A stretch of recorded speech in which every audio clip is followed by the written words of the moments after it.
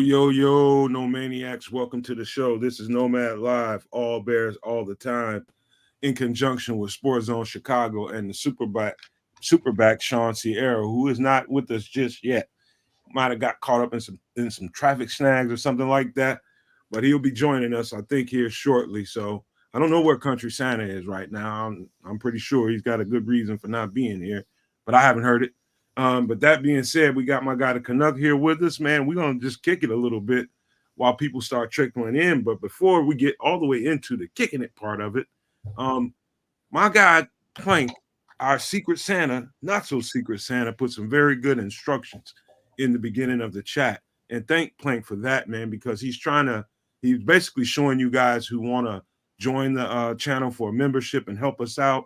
He's showing you how to do that. And he's also showing you how to turn on your ability to be able to receive a gifted membership by whoever. It might be Plank, it might be a bunch of people who might gift you a membership. But please scroll to the top of the screen, to the top of the chat, and read Plank's instructions very carefully, because good information in there. So please do that if you do nothing else. Also, I know you guys are wondering, hey, man, what's Extra Sauce doing on Wednesday? I thought you guys were doing that on Friday. Well, we had to call an audible at the line of scrimmage. Because of scheduling conflicts, we had to make sure we got it in, because we do value you guys that are members of the show. And we told you guys we would do the membership stuff for you guys, members only. We had to move it to this day and cram it into after this show, because it's probably the best thing anyways. Because Friday, people have things to do on the weekend. You know how it is, People want to clear out their weekends the best that they can.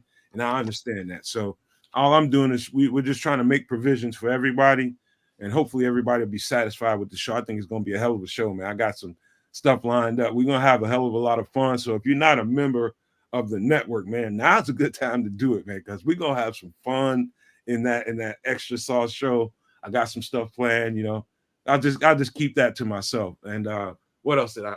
And also, just a reminder, on Nomad at Night, on Sundays from now on, it will be subscribers only.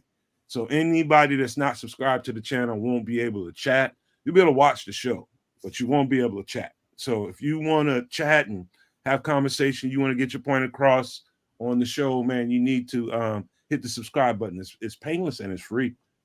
I don't know how many times I've said that. It is absolutely free. I was one of the dummies that thought that it costs money to be a subscriber to someone's channel. Now I know better. Now I'm trying to teach you guys. It costs nothing, and help support your guys while you're at it. So that being said, let me pass it on to my guy, the Canuck, for some pleasantries before we start cutting. What it do? No maniacs. Shout out to all you guys. Shout out to all the sports zoners out there. Sean hopefully will be with us sooner or later. We'll keep the bench warm for him in the meantime. That being said, let me give you guys a little bit of love. Thanks for showing up and showing out with us out there. She Plank's out there with us. We already gave a big shout out to Super No Maniac Plank. Definitely giving big love to the She Plank. Thanks for holding it down with us. Florida Bears fan just jumped in. Always good to see you. It's Shaquille. I ain't seen you before. It's Shaquille. Super happy to have you through. Ralph Love, what's cracking? Aunt Moss is with us.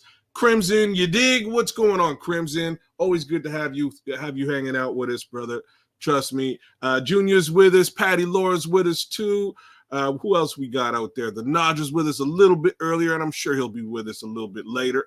There's one person that I think that I missed in the list. Who did I miss? Oh, Black Rain, my guy Black Rain. What it do, Black Rain? Hey, man, me and Nomad gonna chop it up, talk a little bit of Bears as per normal. Superback will join us as he does. And we'll see what he's got in store for Extra Sauce. I'm a little interested. We'll find out.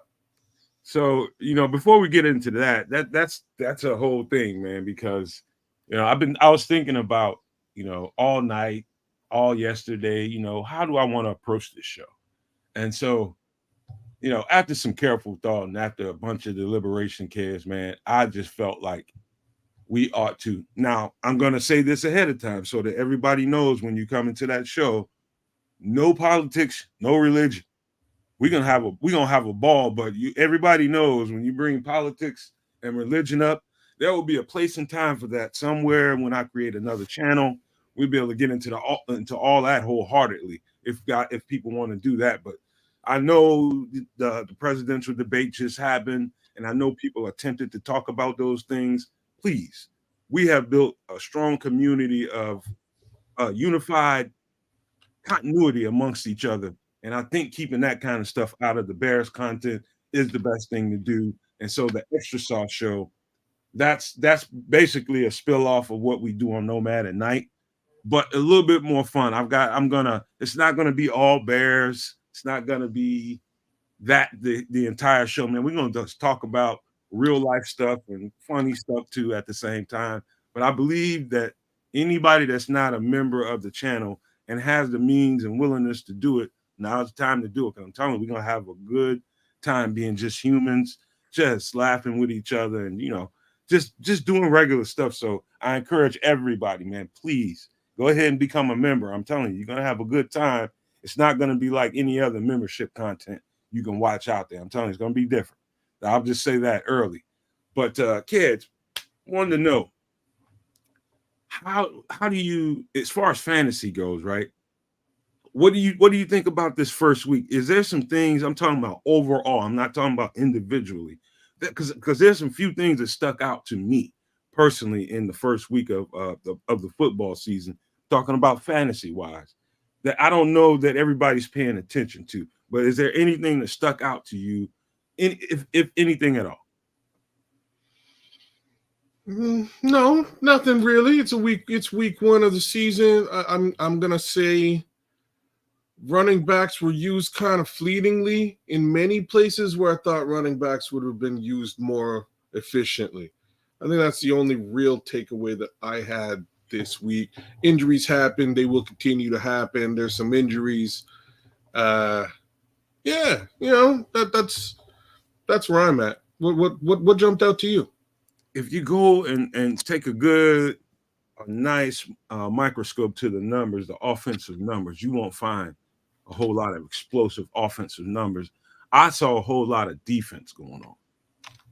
I don't know if you saw that. I just noticed that there wasn't very many 40-point scores individually on offense. And early in the season, it's usually a high-flying league, and it's a lot of points scored early, especially in the first game, because everybody's had an entire offseason to scheme and plan against their opponent, and it's usually pretty explosive. And to me, I just didn't notice that. I thought the defenses won kind of overall, if you had to ask me. So you're talking about fantasy-wise, I would dare to say a couple of good defenses are to your advantage in this league, in any fantasy leagues right now. Any defenses that in particular? Well, San Francisco looked good. The Bears defense put up some decent numbers. Kansas City was okay, but I think that's going to get better as the season goes on. But I wanted to say Baltimore, but I know that's going to get better this week. But to me, I've been preaching this for a long time. I think defenses really are dictating the league right now. It's really defense, and offenses are struggling, man, because defenses are getting more fat. They're getting faster and more exotic. Sean, give me a thumbs up when you feel like you're ready to jump in, man. But yeah, that's just something I've been noticing.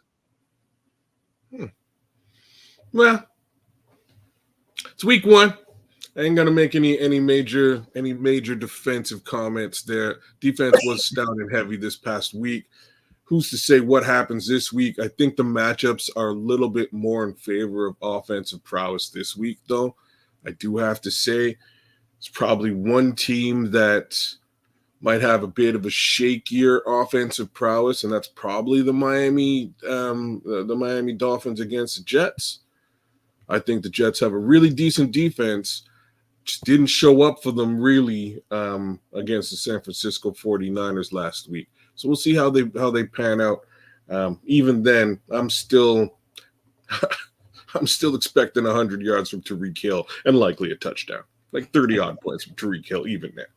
So, Sean, we was just kicking it a little bit, waiting on you to come in and jump in. Just briefly talking about fantasy and what overall view did you have of the NFL in the first week, I felt like the defenses were stronger than the offenses.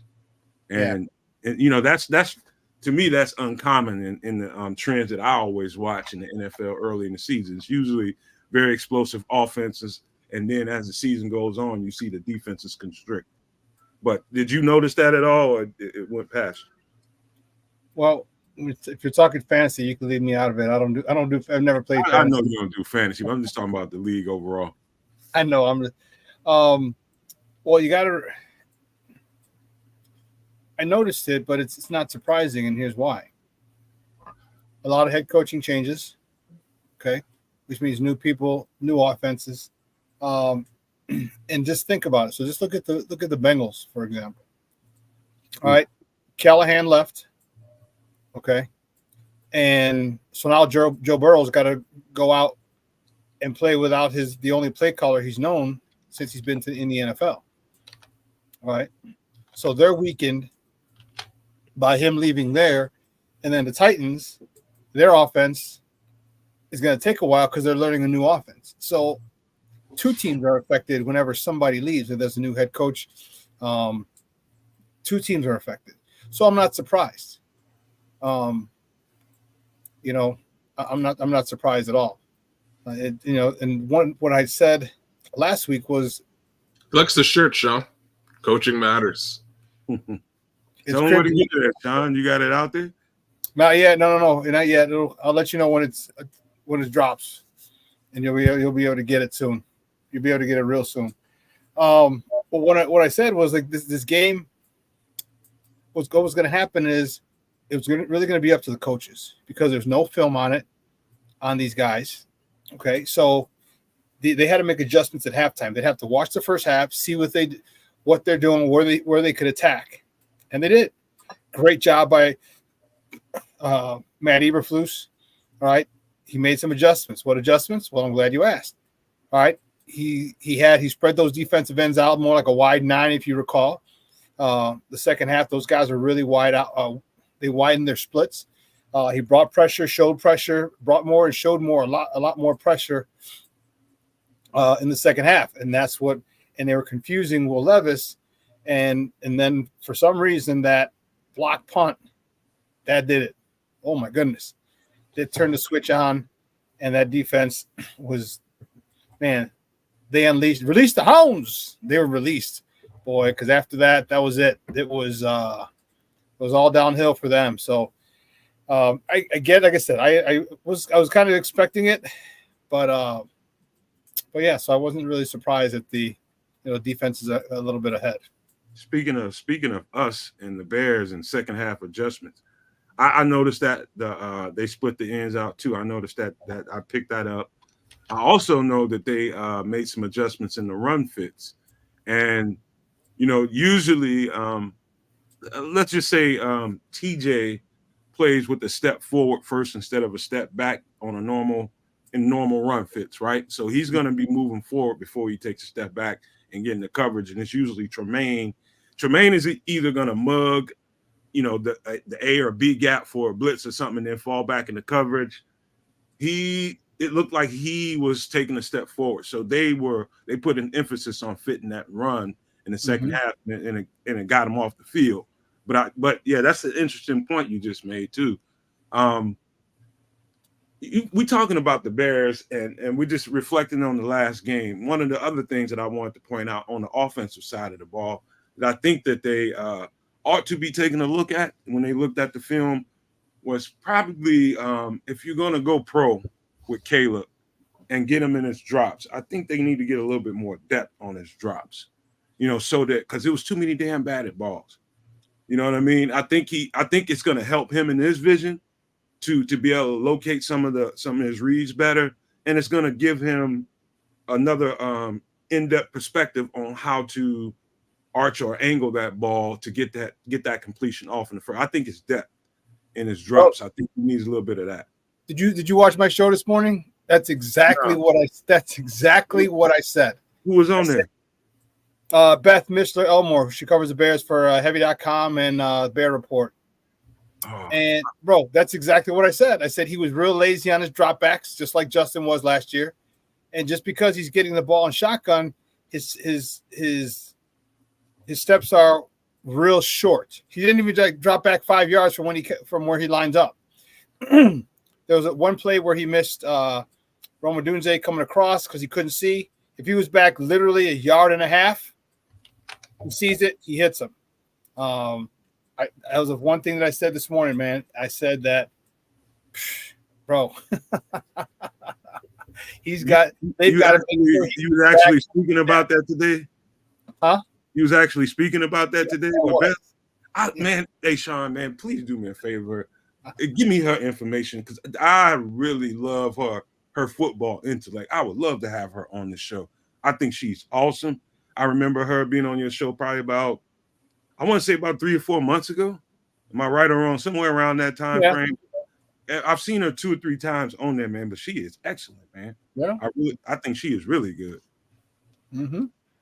Yeah. So that's funny you were talking about that of a drop, man. That came out really, really noticeable. I mean, something had to change. What did he get? 3 batted pass?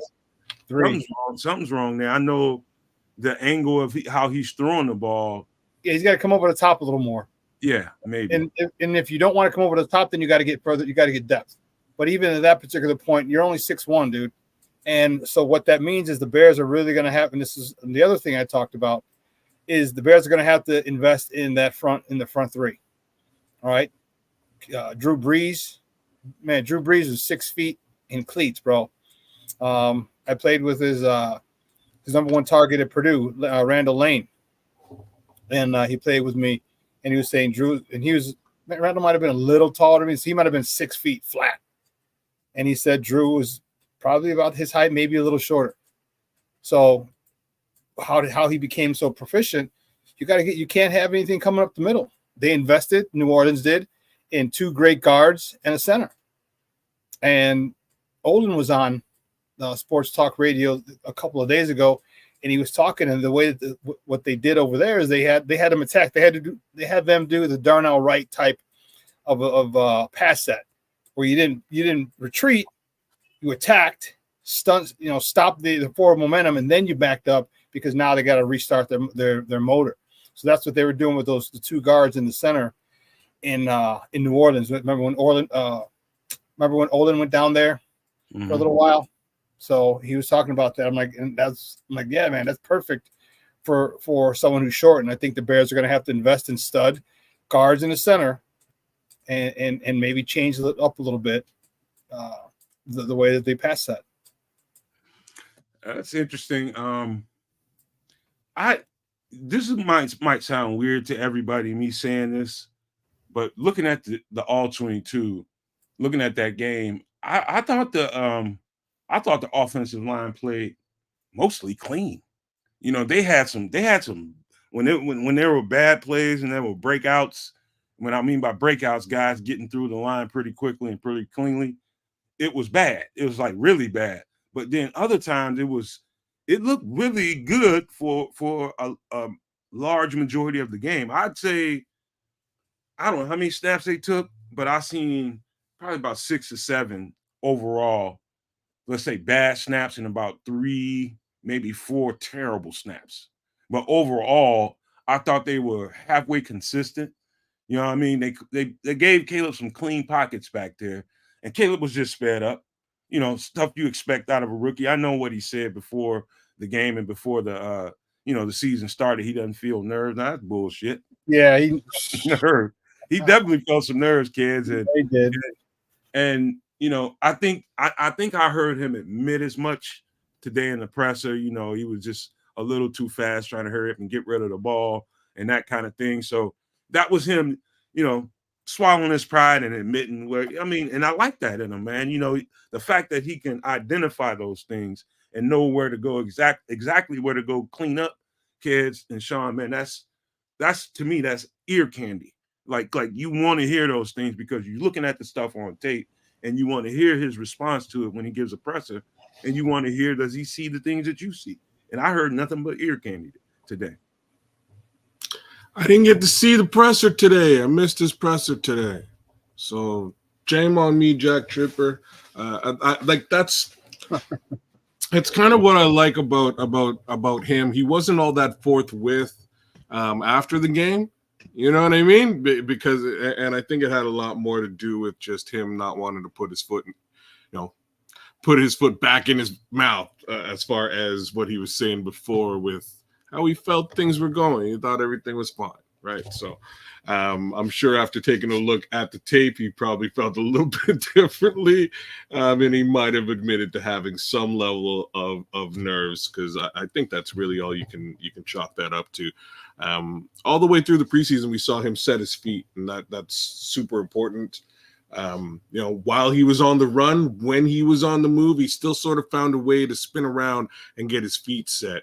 We didn't see any of that on Sunday, and I thought a lot of that caused a lot of the lofty balls that we saw out there. So, hopefully put a little bit more attention into getting those feet set moving forward this week. But I'm sure he saw what he needed to see on that film. Funny you say that. I mentioned that today too. He had happy feet. He had happy feet, and it's unfortunate that. Put it this way. Let me take that back. We got the dub. So plain and simple. The old saying, there's nothing you can learn from losing that you can't learn from almost losing. Okay. Well said. And you know what? You got the dub, and it wasn't pretty. And I like what he said earlier, and it kind of, it resonates again. You remember it was an interview, and he said, they asked him about, what if he doesn't throw for 350? He's like, I'm not here to wow you, because I'm here to win football games. And that's the same thing his coach, his high school coach said, my good buddy from college, from Holy Cross, said that's his mentality. And if that's his mentality, great, because we know his talent is there. That's undeniable, unquestionable. All right, the talent is there. But if he's okay turning around, handing the ball off, if he's okay throwing slants and hitches and those guys taking it to the house, okay, or if he's, you know what I mean, and he's not the main focal point of the offense and they win and he's happy, good, because there's going to be points in time where he is going to be the focal point of the offense. There's going to be a point in time where we do win because of him. It just might not be right now, and that's okay. And that's okay. You know what? You get the dub. It's going to be ugly, and we all knew this. The defense knows they're going to have to carry the load for a little while, at least through this first stretch, through this first 10 weeks, 9 games, 10 weeks. All right, they're going to have to carry the load, because at that point, that offense should be clicking. After 6, 8 games, 9 games, after week 10, that offense should be as close to as efficient as they're going to be this year. All right when they hit that stretch. So, he's got to settle down. He's got to get his footwork in. Shane Waldron's got to work on his footwork. Get back, separate yourself. Man, 1 yard is so much. Is an eternity. The vision, the angles that you can see, just by being back 1 extra yard is crazy. So, and then with his ability to throw off platform, he'll be able to do that because of the fact that he can see. So, it's week 1. He's a rookie. He made mistakes. All right. And hopefully he settles down. He missed a couple throws. He missed Keenan on that. It looked like it was a cover 2 where he hit him between a corner and a safety. He missed him on that one. I was just going to say he left money out there big time. Yeah. He also. Well, not just him. Keenan left money out there. Well, Keenan, dropped that touchdown pass. That was a beautiful throw. I mean, that you couldn't have handed the ball any better. Outside shoulder, away from the defender. Literally right through his hands. But he also missed a couple other ones. So, check the film. He should learn from it. And if he doesn't, well, then we have an issue. We have an issue. But again, I'm not unlike some people who want to put a gold jacket on him before he started. I'm not going to throw him in the trash heap because he had one game. You know what I mean? You know what, Sean?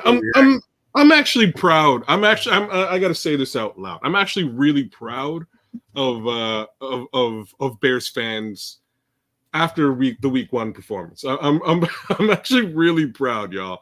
I was super worried because I definitely have said this in the past.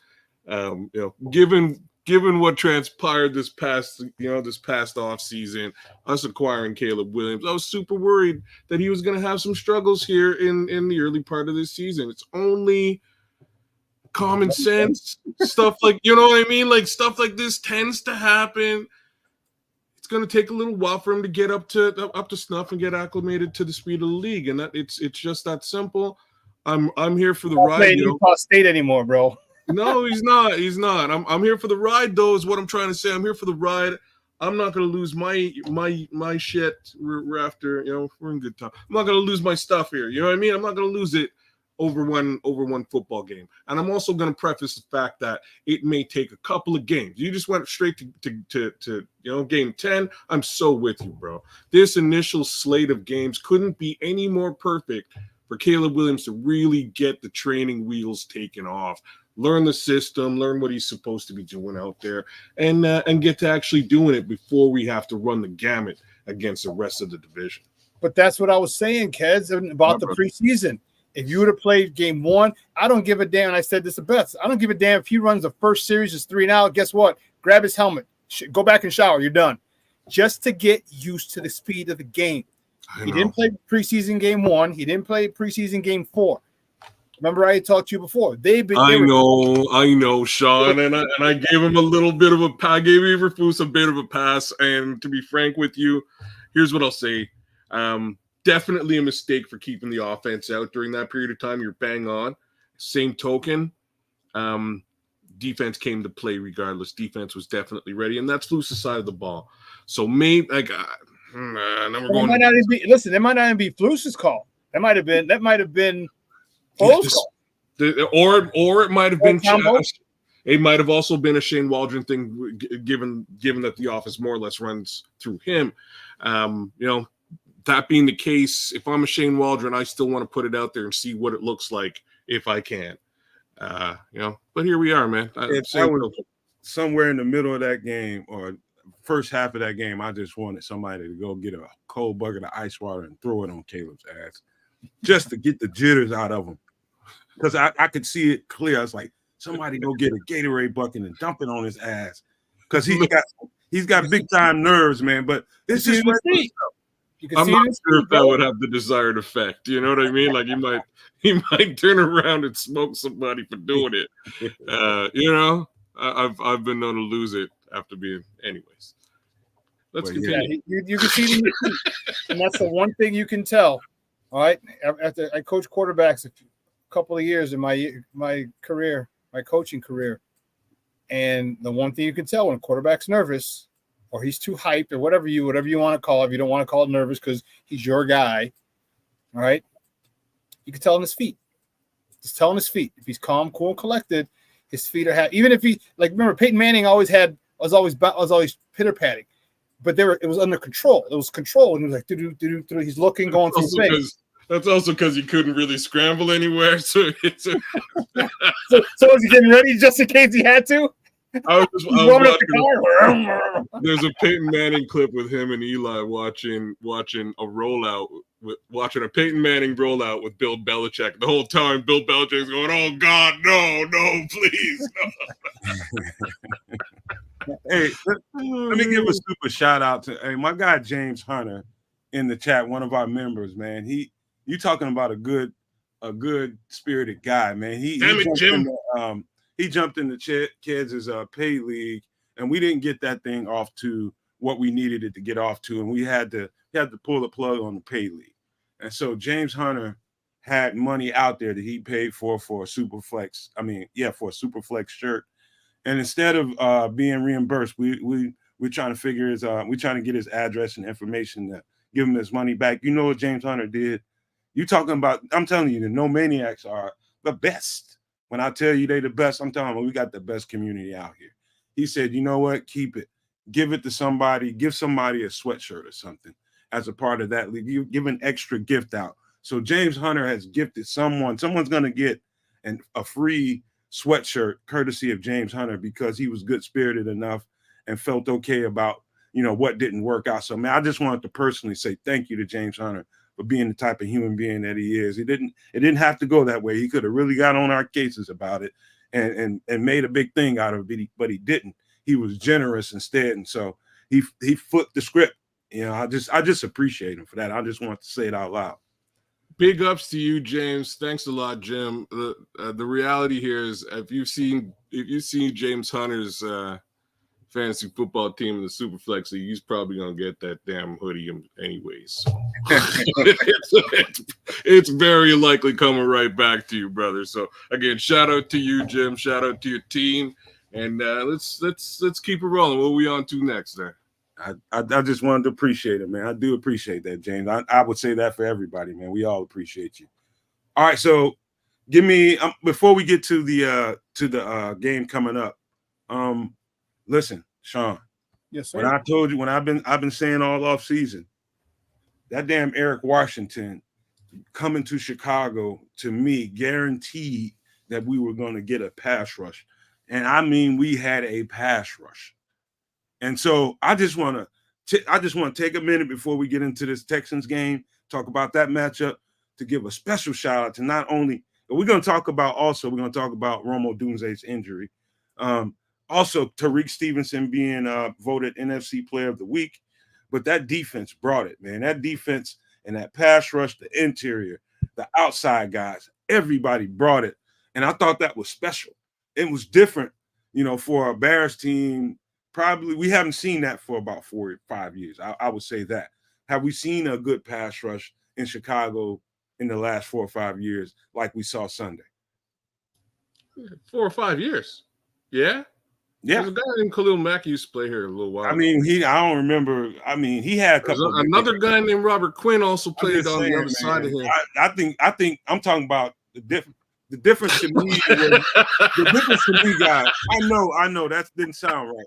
I'm so good. I'm sorry. You walked yourself into that. The pressure was coming from the outside and the inside. And so we had fastballs coming off the edge, and we had interior guys crushing the pocket. I thought that was different than what I'm used to. Eddie Goldman. Eddie Goldman was a when he was healthy. This is true. I concur. So I wanted to stop and talk about that. You guys go ahead and take it away. Yeah. No, that line was kind of nasty. We got to see a little bit of Gervon Dexter stepping into his own. We also got to see Andrew Billings really doing the darn thing, filling holes, getting in the backfield. Andrew Billings was all over the place, tackling like crazy. I was pretty. Got a frozen kid. He'll come back. Impressed. I did great too, man. You back? What happened? Yeah, you froze. Oh, did I cut out? You froze. Oh man, you're back. Man, stupid internet. I put my carrier on blast too, but we'll, if it happens again, you know what I'm saying? Anyways, I like the inside of the line. Both Billings and Gervon Dexter did great, but the outside of the line was fantastic too.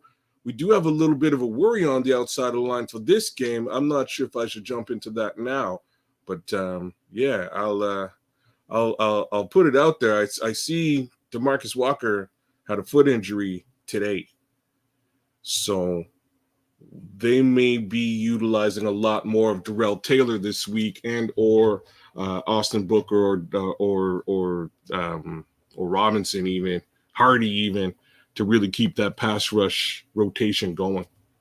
You want to give Plank a shout out for me and our Secret Santa again today? Plank. He just gifted somebody one. Somebody's gonna get to enjoy the show, the extra sauce show today that wasn't gonna get to enjoy it, courtesy of my guy, the Secret Santa Plank. You know who got it? Who was that? This guy got it. You got it? Did you believe that? It went to me. That's awesome. He gave Ken the membership for you guys. Hey, nobody gonna give Italian right there. Ain't nobody gonna give the Superback one. Nobody. All right, but hey, thank you, Plank, man. Thank you, Plank, for that. That was awesome right there. I might have to gift out some too, man. Also, Romo Dunze's injury, man. Yeah, we avoided a silver bullet there. Yeah, we avoided a silver bullet because I looked at that on replay, and it was pretty rough to see. We got the fact that he got away with being just week to week, and he's out there on the field now. He's just not engaged in a full practice, so he's probably not going to play this Sunday. They're going to not play. They're going to take precautions. I'm pretty sure he wants to play. I don't give a damn. And man, dude, we dodged one there, man. That could have been bad. You don't put that sucker out. It's game 2 of his NFL career. Sit your happy ass down. All right, you got 15 games left after this one. All right, we'll see. It'll be 2 weeks. If we sit you this week, it'll be 2 weeks from the day you're injured to the next time you play. And if it got to be 3 weeks, then damn it, 3 weeks. But I don't want to put him out there on a gimpy. I mean, he's a wide receiver. His job is to run. His job is to block. And you want him to go out half-assed and possibly injure it even more, which would put him out half the season, the whole season. No, I'm not going to do that. Sit his ass down. Sit your little happy ass down in the corner. All right, you know what? You ain't even dressing. How about that? How about them there apples, huh? How about them there apples? Don't even dress. All right, and it's not about being, I'm scared. No, I'm just not going to put my guy out there in a situation where he's not coming in 100%. Yeah. Get the pom poms. I get the megaphone. Let's just start cheering and yelling for your people. But no, sit down. Not game 2 of your pro career. Come on, man. No. And I know he's a tough dude. They said he punctured a rib, punctured a lung last year, and it came back the next week and played. Heck. I'm like, yeah, you ain't got to be Superman here, dog. Yeah, he doesn't. We don't have this. He doesn't need to play. Nope. True, but go ahead, kids, man. I interrupted. Oh no, I'm just saying we got a wide receiver core here, man. There's guys back there who can take on this challenge.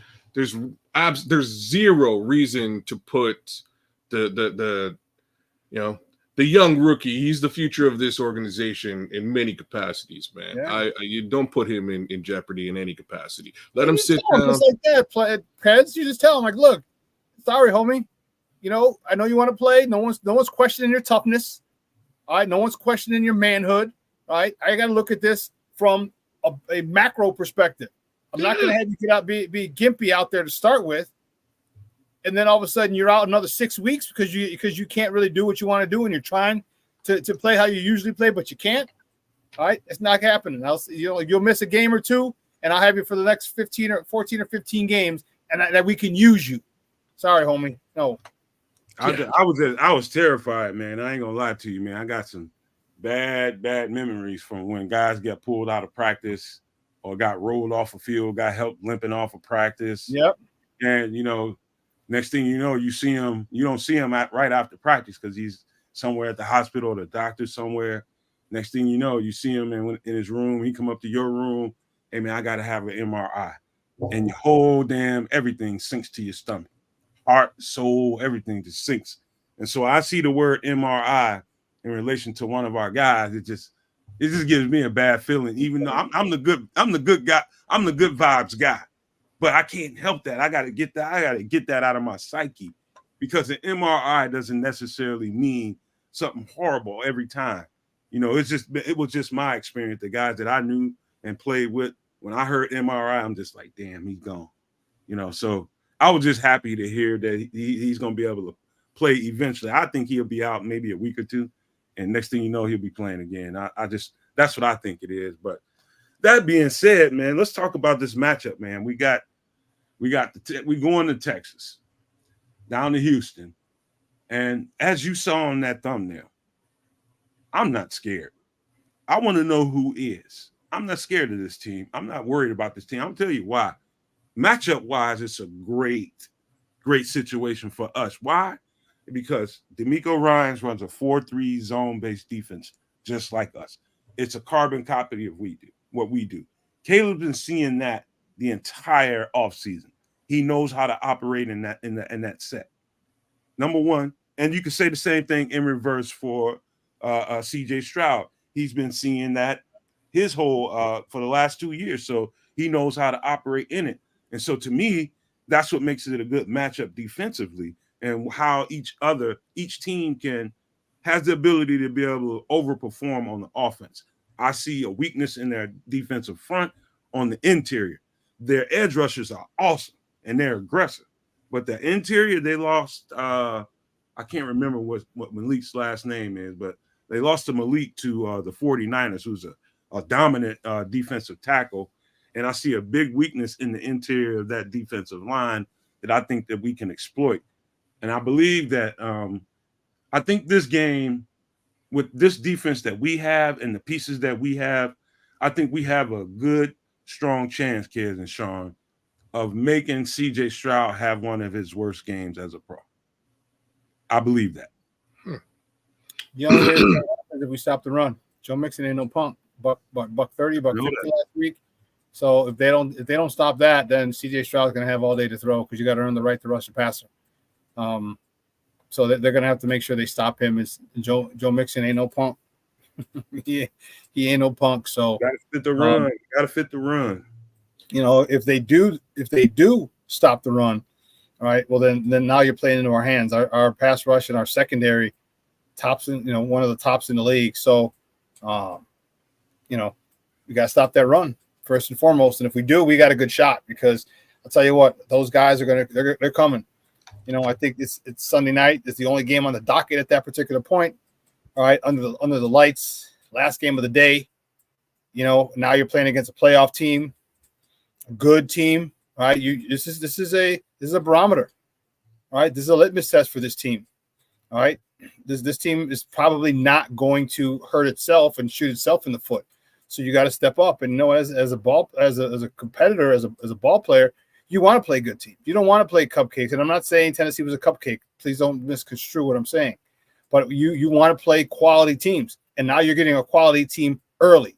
Some people said they wanted to play Green Bay or Minnesota or somebody early to see where they stood. You don't got to play them to see where you stand. You got the Houston Texans. There's a playoff team. They got a kid who was a phenomenal offensive rookie of the year. Oh yeah, by the way, they have the defensive rookie of the year from last year as well. So here's a great litmus test for it.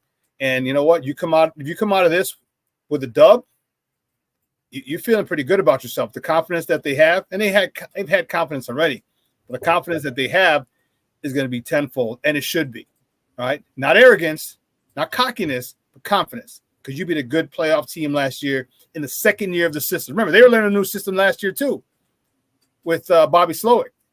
He was a rookie play caller as well. And unfortunately for us, or fortunately for them, he knew how to use the talents of CJ Stroud, unlike other people in other places, but I digress. But now they're comfortable. They're not learning the new offense anymore, all right? And they put up some points against the Colts. But guess what? The Colts put up some points against them too. Mm-hmm. Hey, Sean, you want to know why I'm saying that we have a unique opportunity to make CJ Stroud have one of his worst games as a and I'm gonna turn this into a financial situation. You'll see where I'm going. CJ Stroud has the potential of having a bad game. Why? It's because there's money to be made on the interior of our offensive line. Contract-wise, there's some guys that can make some money on there, on the interior and on the edge rusher. Edge rusher in particular. Everybody knows. Ryan Poles has put it out there now. Everybody knows that we were going to pay what's his name, some money to come to Chicago. These guys know that there's money to be made. So it's like Darryl Taylor is chasing a dollar bill. It's from that old man on that Geico commercial that's hanging that dollar bill by that fishing pole, trying to, oh, you almost got it. Mm-hmm. He wants a contract. That dude is rushing hungry. He's like, they getting ready to pay somebody. He's at another level right now. They getting ready to pay an edge rusher. They getting ready to pay the edge rusher, and I want that money. Number one, you got number two, you got Andrew Billings that's out to show the league that he's more than a nose tackle. When he got his reps at 3 tech, he was a beast. Sean, he was a beast at 3 tech. Number one.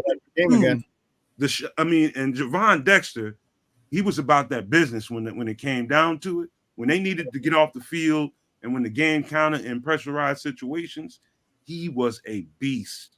When they flipped that switch in the second half, yes, they were. Man, undoubtedly.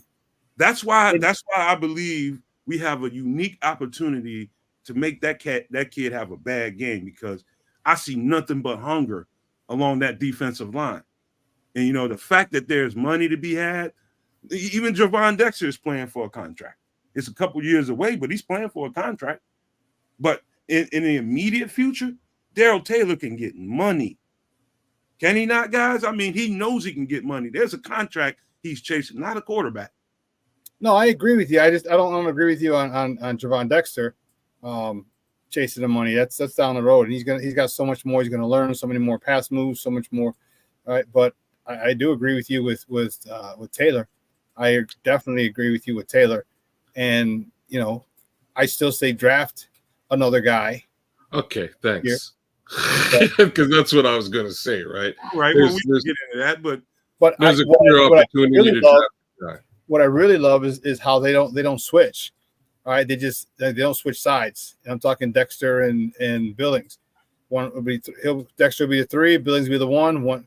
And if the strength goes to their right, the offense is left. Dexter Billings will go to the 3, and Dexter will go to the 1. I like that. I like not having.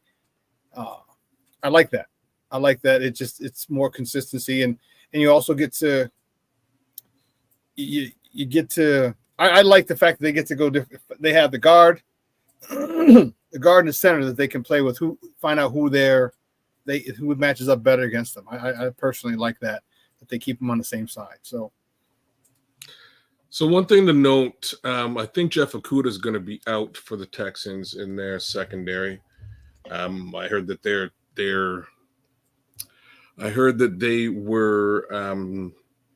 had a couple of cornerbacks at practice. Sorry, say again. Glad you brought that up. I got an injury report. Yeah, I think they had a couple cornerbacks at practice, and they may be looking to do some level of replacement for Jeff Okudah over there in Houston. It's up, but it's a little bit small. I'm good. I can see it now. So this is Bears. I don't see Jeff Okudah on this list here, but that might have occurred today. All in all, the Bears defense has the opportunity to give this offense fits. We match up very well with this offense, I have to say, with the slight exception of the one thing, like Sean, you pulled all this stuff right out of my head, man. You know what I mean? Like the Joey Mixon situation, that's a bit of a problem. Hopefully we can keep him to respectable numbers. Even the running backs behind Joe Mixon, they're also very good. Dameon Pierce is very, very good. So again, hopefully we can hold it down by way of run game. The flip side here is just the reality. This is litmus test number 1, and that's how Sean put it. I'm going to agree with it. It is litmus test number 1. How do the Chicago Bears? And I'm not going to say this is a lost cause. My question is, how do the Chicago Bears pull out this win? And if they can pull out this win, that's a great answer to that test. Mm-hmm. Hey, Don. It doesn't matter how it's done. If it's offense, if it's defense, if it's special team, I don't care how you guys do this. But if you can pull out this win, and let's also put a little respect on the coaching matchup here. These guys are all young coaches, all of them, from front to back, both of these teams. So I'm kind of interested to see who is the coach of the evening on Sunday evening. Hey, Don, just for the record, man, you might want to go ahead and toss that flip phone you got, man, and get an iPhone, man. It got spell check on it. Just for the record, man. Your spelling is horrible. Jeez. You got to get rid of that flip phone, man. Get your iPhone. He's so used to taking L's, he just threw an extra one in. Threw an extra one in for sake. Old habits die hard, huh? Yeah. Man, dude, you gotta letter in line. Get you an Android, man. That's got spell check on it too. But Lord have mercy, man. You got to get a better phone. That flip phone ain't gonna get it, man. But yeah, that's what, man. I do see if they can fit that run, a large part of what they do. I'm talking about Houston. Yeah, you make it one dimensional. Yeah, right? If you do what you just did to the quarterback in Tennessee, just make him one dimensional, force him to throw the ball when the passes are predictable. The Bears defense with an improved pass rush. Now, we're talking something. I'm not cautious like I was last year after the pass rush that I've seen this week. I'm not cautious. I'm not cautious because it's the Texans and they went to the playoffs. that shit doesn't bother me none. I look at the matchup. And we're not. This isn't we're not overmatched whatsoever. I think we're pretty evenly matched, to be quite honest with you. That's what I see, Sean. I just wanted to see if anybody else feels the same way. Well, here's where we win the game. We run the ball. All right. If you can run the ball with two great edges. Doesn't matter. They have to contain the edge. They have to set an edge, and they have to keep outside contained. They ain't coming inside.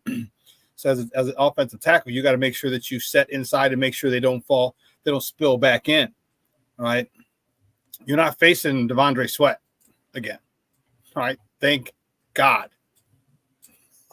Thank God we're not facing that dude again. A unique problem, man. And so I think their interior, their 1 and 3 technique aren't as stout as Simmons and Sweat. So I also think this is a Tevin Jenkins revenge game because he got his ass handed to him on a few plays. All right. He got his ass handed to him. This is if I'm SEMO, there, Chris Morgan, their offensive line coach, I'm ripping him a new one. I'm ripping a new one, saying it's embarrassing. Okay, they run a stunt. They run a TE stunt, and the center makes a third man blocking Simmons or Sweat, and the dude comes around right up the A gap and not touched. Like, what the hell is that? What kind of nonsense is that? That's high school garbage. If your guy goes away from you, here's a crazy idea. There's probably someone else coming to your A gap. Shh, don't tell anybody. And this is such a juvenile mistake. Like, I'd rip him. He should have ripped him a new one. All right, it's unacceptable. All right, you falling back, tripping over Tevin Jenkins. What the hell is that? All right, and I'm really surprised that they on those pass pros. I wonder why they don't lunge out and attack like Darnell Wright does. Sean, I got a football challenge for you, man, and it's tape related. You up for it? Yeah. It's a real quick study. For the first time since we got Tevin Jenkins, I'm starting to notice he's a little stiff. I don't know if it's this year or he doesn't appear to be as flexible as I've seen him before, and he looks to be a little stiff in his sets.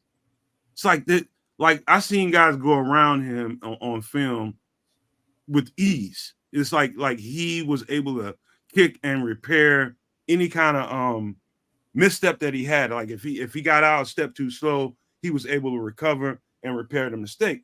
I'm seeing some stiffness going on, Sean, and I just want to see if I'm the only one that's noticing it. Well, it's game 1. All right. I saw him seem confused. He wasn't playing with that reckless abandon that we've seen him play with before. That's what I saw. Now, I don't know. Jenkins? Yes. Yeah. Yeah. Okay, I didn't see it, man. I didn't see it with Tevin. No arguments, though. Continue. You gotta watch. You gotta look close, man. It's not like I'm weird like that. I watch and see little nuanced stuff like that, and I just want to see if other people notice if they looked at it. Like, he seems stiff to me. You know, I don't know what that's all about, whether there's something going on with him, but I remember in the past that when he got beat, he was able to correct and go out and make up for any kind of mistake that he had, recover, and kind of wash a guy out of a play. Let's say on a pass set, if a guy got around him, he was able to push him all the way out so that he couldn't get to the quarterback. When he's beat now, and it's just the first game, and I don't want to overreact. It's like when he's beat, he's beat. That's it. You know, I don't know, man. Again, he was dealing with some monsters, man. He was dealing with some monsters, and when you're beat like that, you got to go back to the drawing board and see what the situation is. All right, you got to see what the situation is because, like I said, he looked lost to me on a few plays. He just looked just like it's not all there, and I found that I just found that interesting. I was like, come on, bro, like you're playing for a contract, like you just got a baby, you know what I mean? Like you just became a father, dog. It should be fired up, contract year, man. You know what I mean? But I don't know. Yeah, I saw the private chat, Sean. We got to get out an hour hard, man. I would love to do it because all 22 doesn't cost you nothing. But yeah, man, I do think that we have I think we're uniquely suited to beat them just because, I mean, and even on offense, Sean and kids, they're pretty much the same team. Same kind of quarterback, same kind of offensive philosophy. It's the exact same stuff. So offense and defensively, they're pretty much the same team. They know what's coming at them. It's just about, can you scheme it up to stop each other? Can we stop their edge rushers? Can we? Do we have the proper scheme to get it blocked up and keeping Caleb clean? Does Caleb have are they going to scheme this up so that Caleb gets rid of this ball so that he neutralizes those edge rushers? That's a huge question. Are they going to scheme it up? Here's another thing, Sean, and I didn't get to talk to you in post game, and this is interesting. I want to get your take because I know how you feel about the run game and how much you want to see it. All right, good. It was clear as day, Sean, that when they got him out of pro sets and put him in the shotgun spread set that he's comfortable with. Remember, we were talking about not trying to force a square peg into a round hole, and early into it, maybe you have to do more of what he likes in order to get him going. It was clear when he got in the empty sets and spread sets that he performed much better, and it was more comfortable to him, and you almost sacrificed the run game. I believe this, man, under the circumstances. Now, I started this conversation off talking about the defensive trends in the league and how defenses were more dominant. Like, to me, I think you have to earn the right to run the ball with as talented as these defenses are. It's not like they're going to sit there and let you just call any kind of gap scheme formation and run all over them. No, you're going to have to earn the right through your quarterback and his play, the ability to be able to keep that defensive front off of you. You got to prove it first. And so Caleb's going to have to throw that ball and be accurate early in the game to earn the right to run that ball. I want to see run game too, Sean. But I'm saying I predict that if they're smart, they're going to let him spray that ball around early, back that defense off, and then execute your run game. Does that make sense? That's what I've been calling for from Jump Street. Remember I said hit that short to intermediate game. I said get that thing down pat. You can do that shit blindfolded. All right, because that's going to back them off. And not only that, but that's going to set up double moves. Because if you can't stop these slants, you can't stop these hitches, you can't stop these quick outs, you can't stop these crossers, you're screwed. You are screwed because he's getting the ball out quick. He's in shotgun. He's taking 3 steps, but it's a small 3 step. But he's still taking a couple steps back, and he's getting rid of that ball. I said the ball's got to come out. It's got to be 3 steps and a few 5-step drops. All right, and as they back up, now you can hit them with a double move. Now you can have longer route concepts. Now you can do that. But I was saying, remember, I've said, man, from Jump Street, get that short game on lock. Get the short passing game on lock where it's, DJ Moore. You saw it, he threw it, man, that dude doesn't drop a damn thing. Keep going to him. Keep going to DJ Moore. I don't think DJ Moore will be upset if he catches 18 balls. Call me crazy. I don't know. All right. Go to the guy. If you haven't, use Cole Kmet. All right. Look at use Gerald Everett. Use DeAndre Swift. All right. Use these guys. They talked about leaning on your teammates and the players. Well, let it call plays where you lean on them. That's No, that's exactly what it should be, right? You would think there would have been. You would think there would have been more utilization of 2 tight end sets. That would have been my thought there. We didn't see a lot of it. We didn't see virtually any Colt Kmet on the field. He was on the field for only a couple of snaps. I think he should be utilized much more. I think Gerald Everett should be utilized much more. I think DeAndre Swift is key to this win. I don't know what I mean? I don't know how they work him in, whether it's, again, in that short intermediate pass game or if it's really and truly in the run game. But he needs to get active and get some decent yardage here this week. They need to get him going. And if they can't get him going, they need to get somebody going. Khalil Herbert had virtually no snaps. I think him and Bayless Jones had about the same amount of snaps running the football. And I don't care who does it, whether it's Bayless or Khalil or DeAndre Swift, but somebody got to make them respect that run game to open up the pass under the same pretenses. So I don't know. But so this week is the revenge game. All right. That interior three.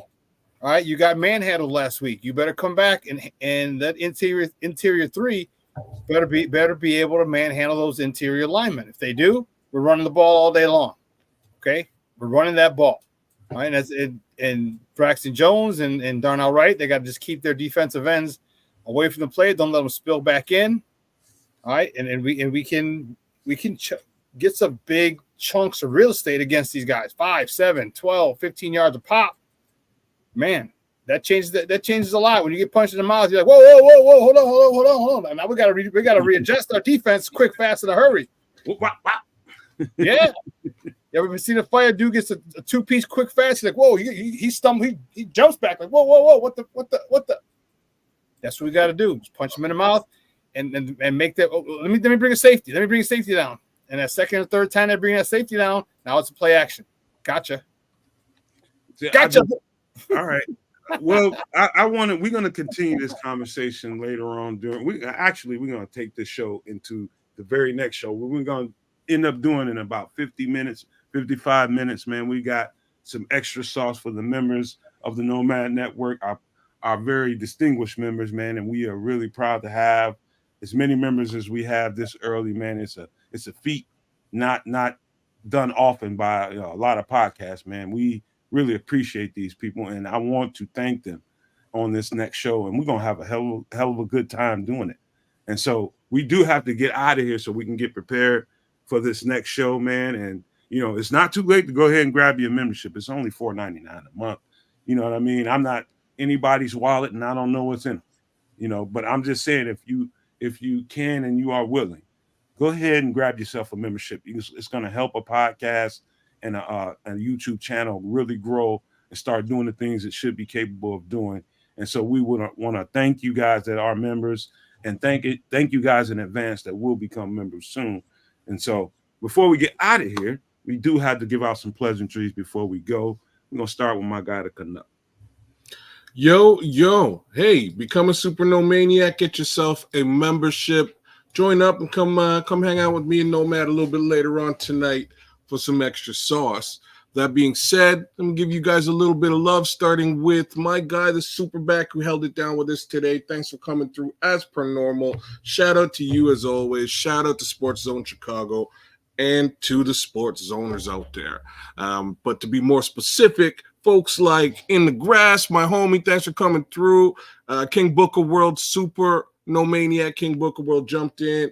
Super Nomaniac, Crimson, Yiddig jumped in. Jay Grizz is with us. We've also got Richard Long, who's been burning it down in the chat. No love for Don Burr, as per normal. We've also got Jaden Sosa, who just jumped in. Respect to you. She Planks out there with us, along with Smitty Q. Juku off the dubs with us today. Man, we had a pretty packed house here, man. Bear Truth 9, good to see you, BT9. Always good to see you. Jailbreaks with us. Illinois Jones, Nick Rembert, Jigsaw, Ron Winarski, Leo Factor. Yeah, man, we had a great show. Jigsaw, did I say Jigsaw? I said Jigsaw. Shout out to Junior and Patty, as always, for holding it down with us. And Florida Bears fan. And Jason Toy at Moss. Yo, one more show. We'll see you guys a little bit later on. Super back. Sports Zoners and Nomaniacs Unite. Great show. We got to talk a lot of good football. And after watching the the All 22 today, man, I was fired up. And I'm looking forward to some changes being made, some adjustments, and let's see. So make sure you follow Sports Zone Chicago's YouTube channel. All right, it's free. All right. I did mention it earlier. I am going to add another show. We do a lot more film breakdowns. We got the All 22. We can go through that, and I can show you some things So make sure you keep tuning in, and it's going to be fun, man. I love football. Football's, I have 45 seasons, 46 seasons in me. I played 30 and I coached 15 or 16. 45 seasons of football. You know what I mean? I love this game. It's giving me a lot, and I want to give back. And I love talking football. And in the process, we can educate some people who never played and are interested in learning more. That's what we do. So, I love it. I love it. I love it. I love it. I'm excited for this weekend. It's another test. The interior three had a big challenge last week. Now the tackles got a big challenge this week. Can they step up to the challenge? We're going to find out. And I'm going to be excited to watch. Only game on the docket. Man, it's going to be fun. Nomad? King of Pop, excuse me. King of Pop, you around? My bad. I was running my mouth and I was on mute. Was he drinking a Pepsi and his hair got burned? Or what the hell? My bad, man. Hey, thank you guys, man. Thank everybody. For the first time, we did the Nomad Live at 6 o'clock on a Wednesday night. And for the first time of us doing it, it went pretty well. You know what I mean? For the first time we did it, that thing went pretty well. Just like anything else, when you switch up your schedule, you gotta, hope that people show up. And eventually, over time, you continue to do it. People will show up and show up and show up. And so I want to thank everybody that was a part of this show today. And thank all the members. And we'll see you on the next show coming up. And thank all you guys that will become members and ladies that will become members soon. So, but I got to leave out of here with a positive word for you guys. And this is just a simple one. Choose positive affirmation. What does that mean? Positive affirmation is basically claiming in your life what will be, what is and what will be. And so if I decide that, okay, I'm okay today, I'm going to be fine today, no matter what's going on, I choose to accept that versus the opposite. Choose the fact that you're going to be okay today. Choose the fact that you're going to be okay tomorrow and moving forward. Just choose that every day. Positive affirmation is a spiritual thing. It's a people thing. It's a individual thing that every person can do. Choose to affirm the positive in your life. Choose to block out that negative. Now, so let's speak to that negative energy that's out there. Here's something you ought to know. And this is all across the board. I don't give a damn who that person is, whether it's a person that's distant from you, or whether it's a person that's right next to you. It's true. I don't give a shit who the person is. If a person feels a need to tear something or someone else down in order to build themselves up, that is absolutely an insecure person. No question about it. That is an insecure person. If that individual feels like there's a need to tear someone down in order to build themselves up, that individual is absolutely insecure, and there's nothing you can do for that individual. Only that individual can do for himself to get himself out of that negative mind space, to feel the need to destroy in order to make themselves feel good. That's a bad trait to have. It's a horrible trait to have, but you have to choose to keep that person with those traits out of your life. Well, it could be multiple people. So positive affirmation means to make decisions, make choices, and they are very individual and they are very private. But when you do it, you have to stand on it. No matter if it's a friend, a distant relative, or a family member, doesn't matter. If they have a negative spirit and they feel the need to tear other people up to build themselves, you have to make a choice to either get that out of your space and out of your positive energy, or become consumed by something what somebody else has got going on. You just have to make a choice. Bottom line, it's going to hurt, especially when they're close to you. But if you want that out of your space, get it the fuck out of your space and have no regrets about it. Don't look back. Tear the rearview mirror off and do not look back. Get that individual out of your life until that individual puts out an example of that person's change. Until you do that, that person is going to drag you down. Care who it is. Just going to put that out there for everybody. Hopefully it was worth something to somebody. But with that being said, we got to get out of here. because we had another show to do in a few minutes. But with that being said, let me leave you with these famous words. If you think it and you can see it, you can absolutely manifest it. All you have to do is get out of your way and make it happen for yourself. With that being said, we are out.